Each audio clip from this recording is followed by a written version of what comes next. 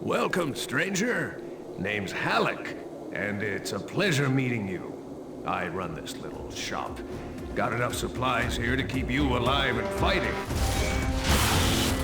Rage, at its core, is a first-person shooter. These other elements like racing and vehicle combat, they're additive to the experience. But it's important not to get confused by really what we do. We're id, we make first-person games. You know, when you pick up the shotgun and you shoot a bad guy, you know what to expect.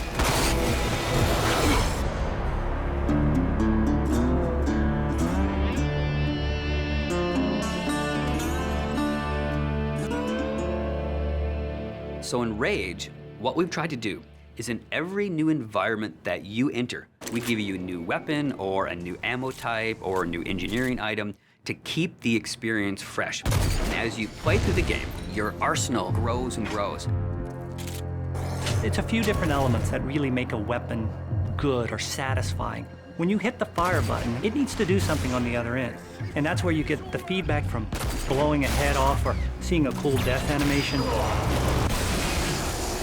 You know, I've always loved shotguns in all of the id games especially. I think if we didn't have a shotgun, a lot of fans would be upset. But the crossbow, because it's so different and so new, it's almost like this utility weapon. My favorite weapon in Rage is the wing stick. Let me guess. You want to know how to throw a wing stick. The wing stick is an offhand, instant throw weapon.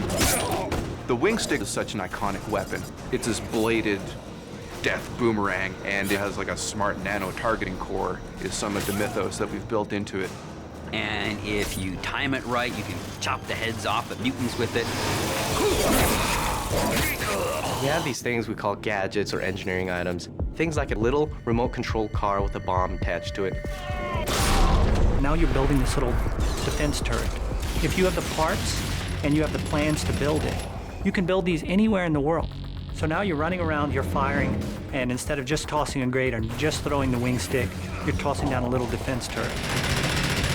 When we have other more complex engineering items, as you progress through the game, things like sentry bots that are automated robots that shoot all your enemies for you. If you utilize some of the other gadgetry items, you can make it a thinking man's game. But it doesn't stray too far from our core mechanics. It's one button. It all follows the same principle. I pay nicely for quality goods. There is an economy, and when people first think about the economy, they think RPG. But the economy is really your tool to manipulate how you want to play the game. It really is this player choice mechanic. So you're picking up this cash and these other cool items, then you sell it and you pick which ammos you want to buy. When you get these new things, you'll want to try it out. And when you do, you learn how that impacts you as the player and how you want to approach a situation. But at every step of the way, we never want the inventory to get in the way. It's there for a reason, it always has a purpose, but we still want to stay true to that kind of action.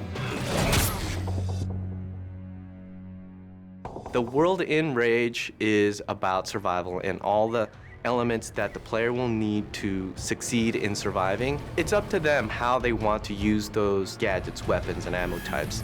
Along with the action shooter experience role that we intend for the player to take, we create these different options in the gameplay when you get into an area with all these various implements of death.